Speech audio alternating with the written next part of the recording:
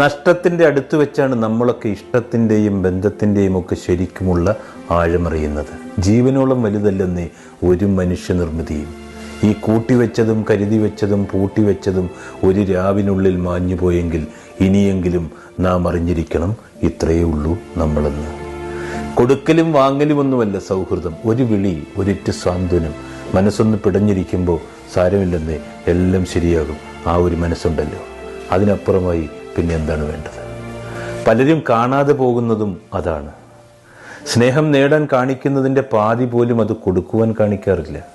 സമയമാകുമ്പോൾ സ്വന്തം വഴികളിൽ തിരിച്ചു പോകുന്ന മനുഷ്യർക്കിടയിൽ അവരെ മാത്രം വിശ്വസിച്ചിരുന്ന മനുഷ്യർക്ക് പിന്നെ പോകാനുള്ള വഴി ഏതൊന്നുപോലും നിശ്ചയമുണ്ടാവില്ല.